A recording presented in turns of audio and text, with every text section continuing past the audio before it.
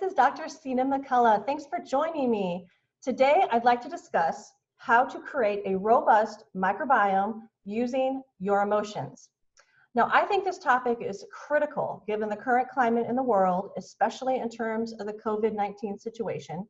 This pandemic has brought to light the need for each of us to build our own healthy, robust immune system. And a large part of having a robust immune system is having a robust microbiome. At the same time, the COVID-19 situation has also brought fear, anxiety, worry, and other undesirable emotions that are leaving many of us in a state of chronic stress. But even before this pandemic happened, most of us were already in a chronic state of stress or a chronic state of fight or flight. We are in it every day, and we actually just don't even realize it.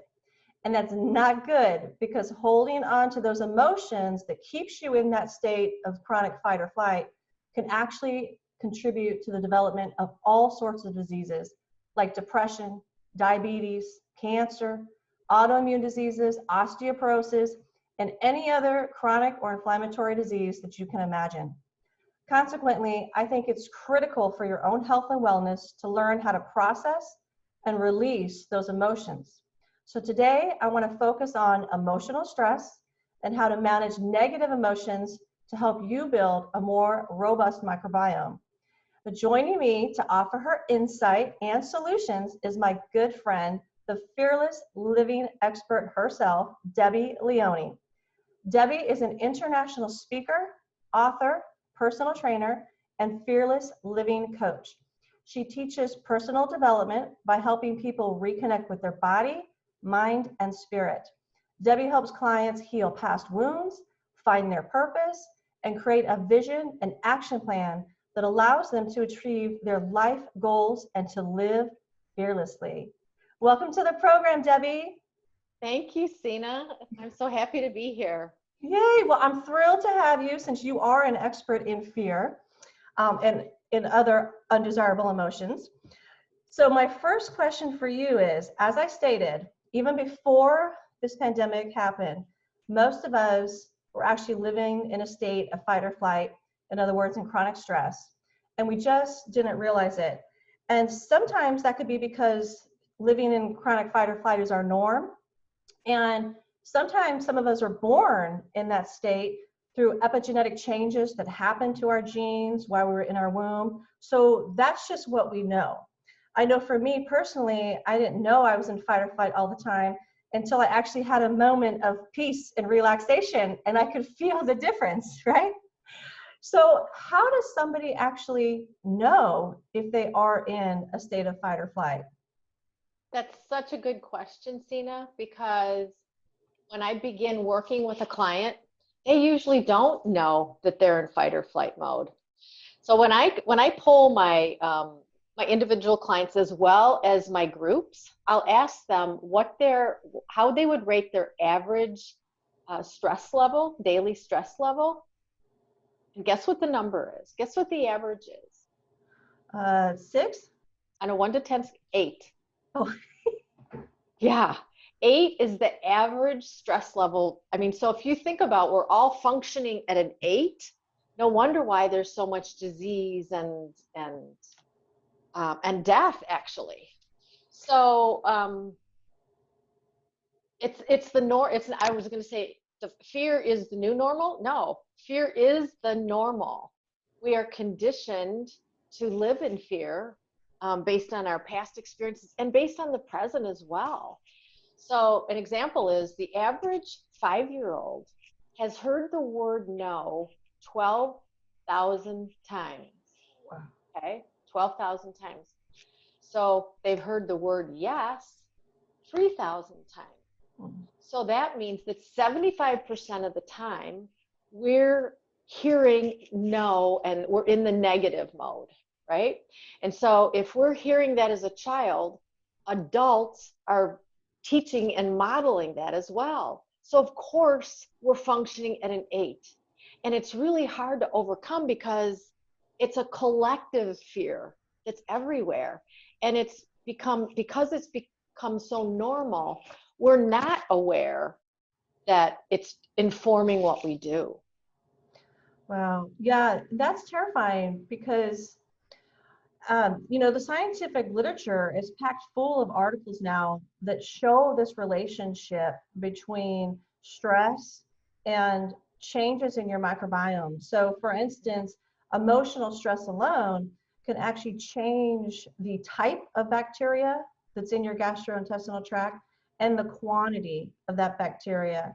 And it does it in such a short time period. Like it's probably almost instantaneous, but we just aren't able to measure that. But when it changes the composition of your microbiome in an unfavorable way, it can lead to gut dysbiosis, which could lead to leaky gut, which can lead to inflammation. All of those things set you up for a predisposition for a chronic or inflammatory disease, and they make you more susceptible to infections like COVID-19. I think the data that you just shared with the 5-year-old breaks my heart, but it's also connecting the dots because we're seeing children at a younger and younger age develop chronic diseases. And it's not just the food, and it's not just, the chemical toxins in the environment. There is this underlying root cause that sits at this emotional level.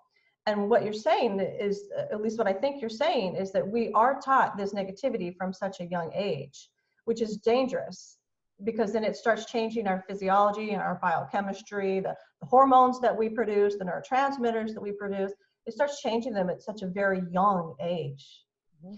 So how does somebody, once they know that they're in this state of fear, my first question is, if they don't really know that they're in this state of fight or flight, one of my triggers for it is that I can identify fear. But what I have found is that there seems to be many layers of emotions that we have used to cover up the emotion of fear. And I'm wondering if you might be able to elaborate on that. Do you see the same thing with your clients where we're trying to mask the symptoms of fear to the point where sometimes we can't even identify that we are afraid? Yeah, it seems to me that it's my experience that people, when I'm coaching them and helping them around shifting into fearlessness, they use different words. So they're not necessarily. So if I ask them, so what is it you're afraid of? They might not be able to answer that, but they might, when I help them to really get in their body, which is the key, they will respond like, well, I feel tense, I feel tight. And then, the more you go with that, they're able to describe anger or resentment or sadness or depression. And those are all fear-based emotions. So our emotions come from two different places: fear or love, fearlessness, fear or fearlessness, right? And so the fear-based emotions, like I said, it's a plethora of different descriptions or definitions that once you identify it, you feel empowered, like, oh yeah, that's it.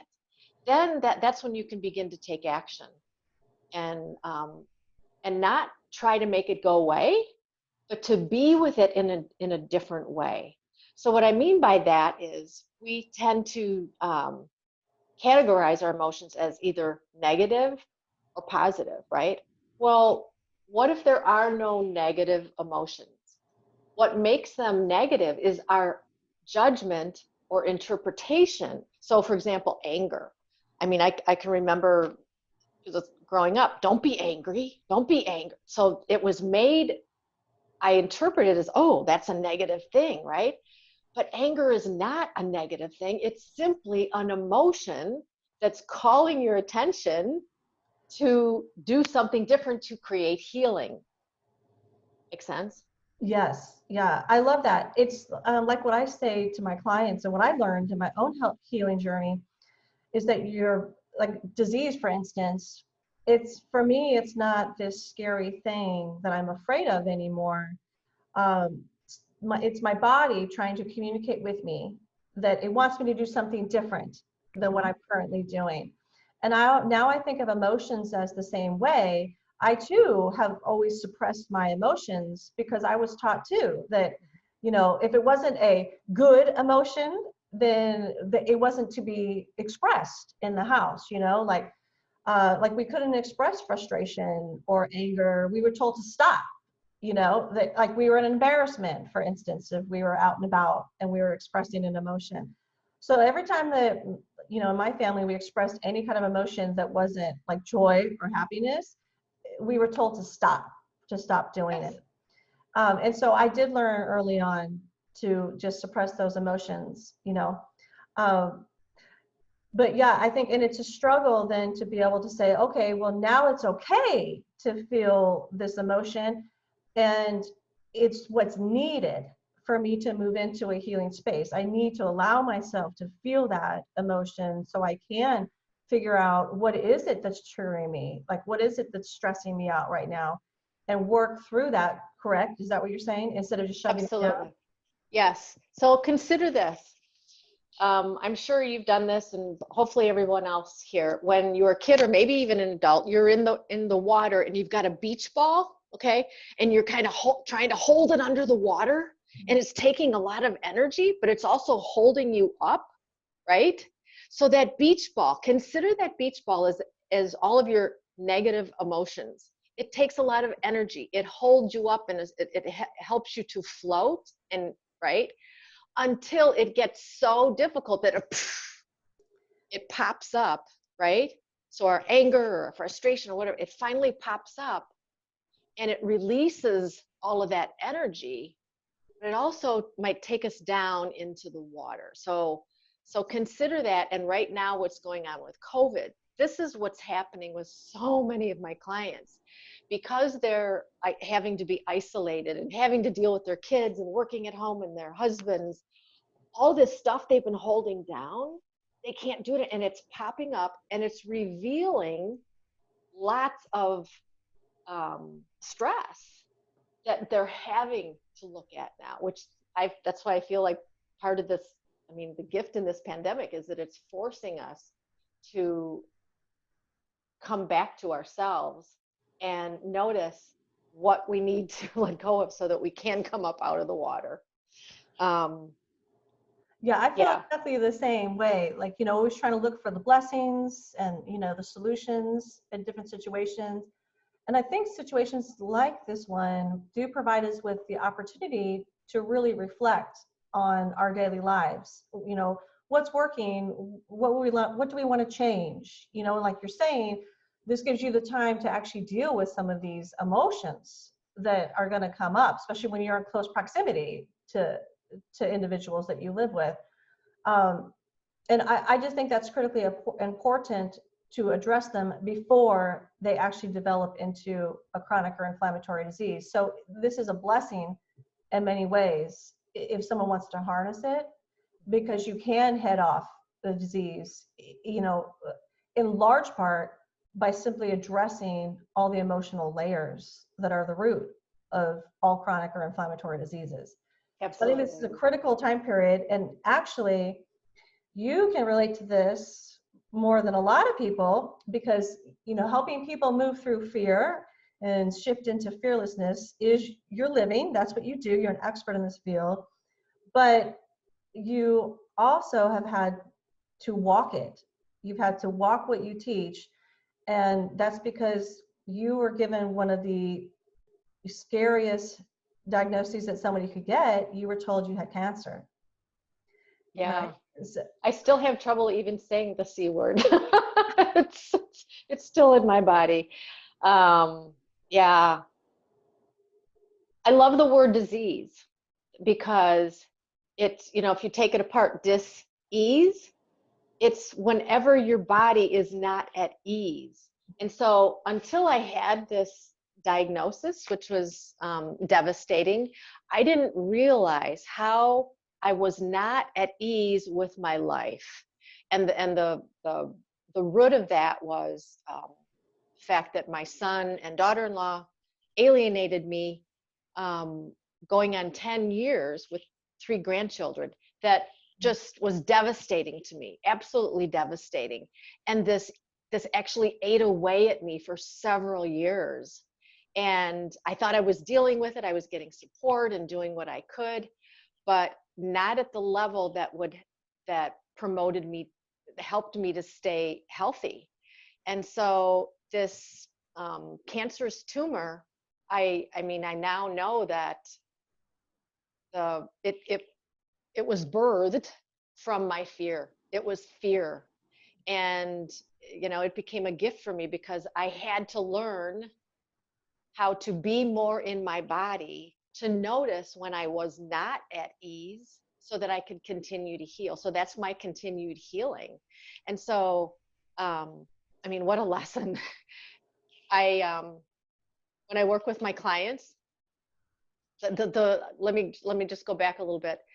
The work that I do, the most important piece of this whole conversation is to be in the body. That's what's going to create the healing, because the healing happens in the body, in the feeling, in the experience.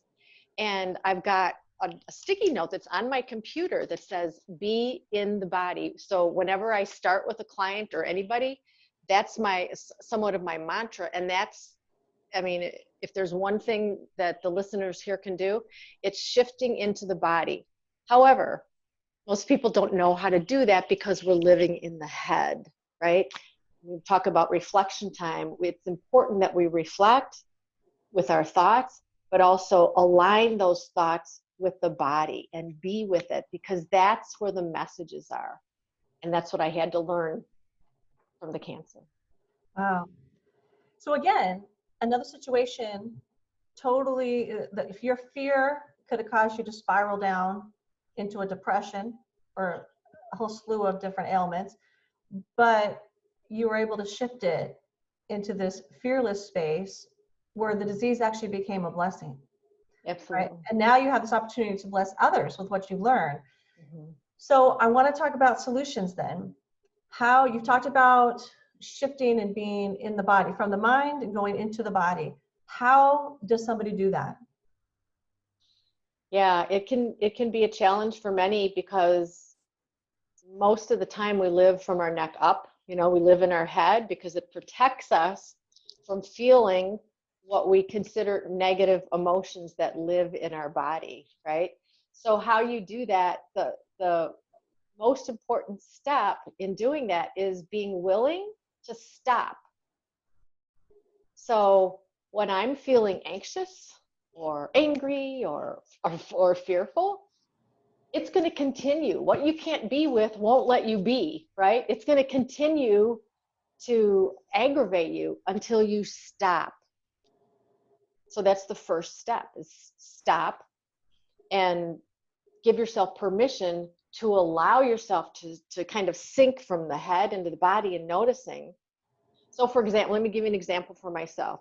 When I feel anxiety or fear or anything, it goes right to my chest.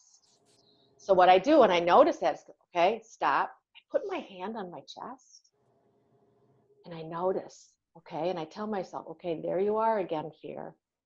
There you are. And as I'm doing this, there's a shift happening. As soon as you bring attention to it, it begins to soften. And then I'll ask myself, what does the fearful part of me need right now? Now, what do I need to nurture myself? And sometimes it's just this, right? Sometimes it's having to walk away from my desk or go out for a walk or meditate or journal. But the stopping is key, because if you don't, you just, it's that vicious cycle of craziness. Yeah, no, I mean, like probably everybody, I can completely relate to that. If you don't stop in the moment and do what she's saying, switch from, out of your mind to your body, then it does just fuel this vicious cycle, and it keeps you in that chronic state of fight or flight. So I know for me, shifting out of that state of fight or flight is something that I work on every day, because Debbie and I are not saying that you're never going to be in fight or flight again. That's just not true. Fight or flight is, a physiological phenomenon that occurs in our body, and there is a time and place for it where it's highly beneficial, for your survival and such. And like Debbie's saying, you can utilize that fight or flight for your own benefit, because it's your body trying to talk to you, to tell you, let's shift out of this space. I don't like something that's happening. Let's figure out what it is and shift into this fearlessness space. So fight or flight is not bad. Chronic fight or flight is bad, right? Because that's the state. If it's chronic, if you're not going to get out of it, and it happens over an extended period of time, that's when it can develop into this chronic state of inflammation, chronic disease. So, well, go ahead. I'm going to suggest that functioning at an 8 is chronic fight or flight. Oh, for and sure. So, right. And so what we're doing to cope with it is distracting ourselves, eating, taking medications to cover up what our body is telling us. We're avoiding our body. Mm-hmm. And that's what increases the disease. Yes. You know? I think that's a critical point. And let's give, and I want to give some more solutions as well before we wrap up. Let's give some examples of things that may put somebody into fight or flight that they may not even realize is putting them in fight or flight. So it's not just like most people commonly explain, fight or flight commonly explained is like a tiger's chasing you down the road. That puts you in fight or flight, right? And your body's either going to fight the tiger or you're going to run. That's fight or flight, or there's also freeze, but we don't need to get into that. So that's just one example of the body going into fight or flight based on a physical stress, right? A predator. There's fight or flight from chemical stresses, but here we're talking about the emotional stresses. So I'll share some of mine. Some of my triggers that I have been able to identify, and like Debbie said, I can completely resonate with her clients because I had no idea that these things put me into such a state of fight or flight until I peeled back all the layers. So one thing that puts me in fight or flight is when I receive a text message. And my phone goes bing.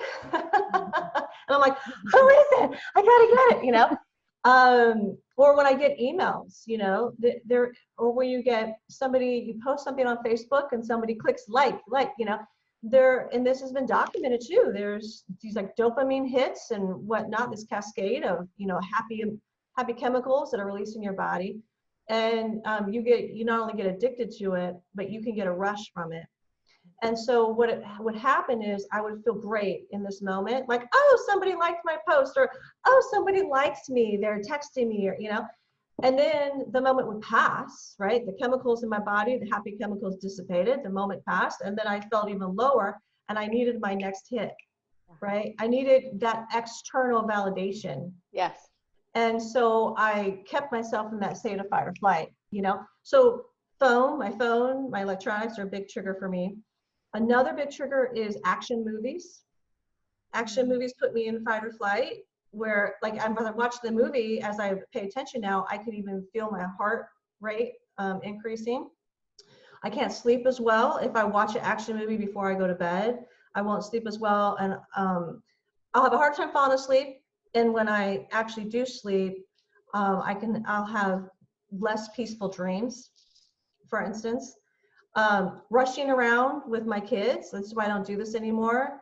Going from doing all the activities we do at home to then going to like a league sport and trying to get the dinner, there's not enough time to get dinner table. So now I got to go through a drive-through and, you feel bad that you fed them that food. Like, no, I don't do that. I know a lot of people who do that. So anyways, any other triggers that you can think of that are common for your clients? So what you said, those are a lot of common triggers. And no matter what the trigger, it's a trigger because it's activating something from the past that has you interpreting what's happening as a negative experience. So again, it's an exploration of noticing, okay, what is that triggering in me? Right? Reflecting on that and doing something different with it instead of trying to push it away, but being with it. So it's a process, and most of us haven't been taught to do this work, but when you do it, your life will change forever. I've never felt so at peace in my life than I do now. And I'm faced with challenges. I'm human. Yeah, that's awesome. Okay, so the main point is to get out of your mind, to stop for a moment, to get out of your mind and get into your body.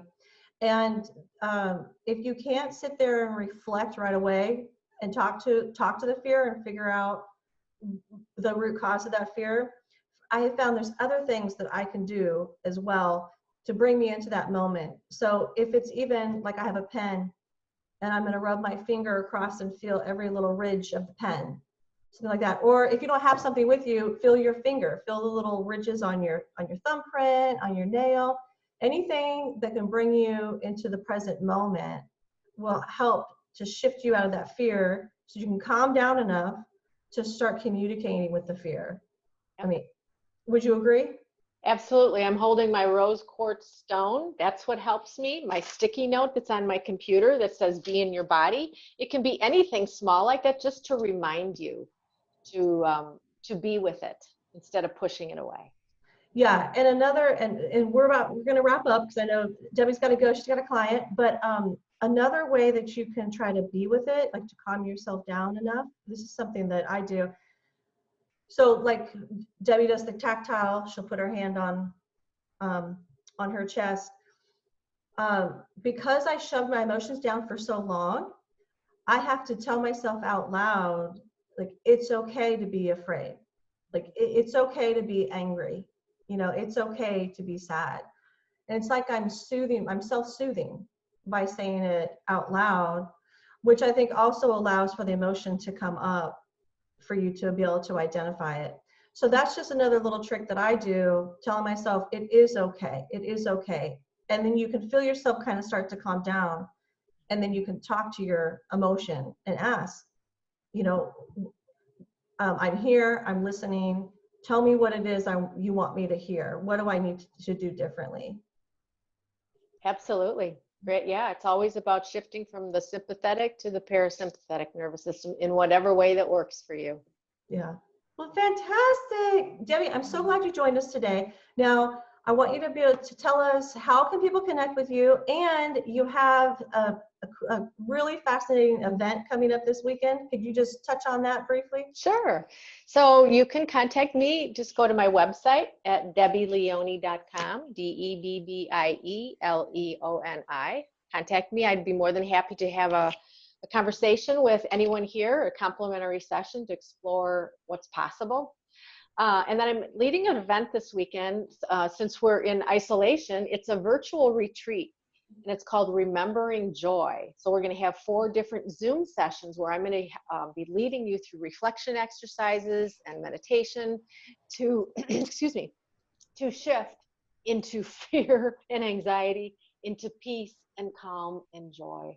And I'm excited. So you can sign up on my website as well. It's this Saturday. That sounds fantastic in a much needed time. Yay. Well, thank you so much, Debbie, for joining us. I know you're busy. I appreciate you taking the time to share your insight and to offer some solutions. I love what you do, and I love your story, and I hope you'll come back on the program sometime and share some more. Thank you. Thank you so much, and thank you for all that you do. Oh, thanks. All right, and for everybody else, we hope you have a fantastic day, and we'll see you next time.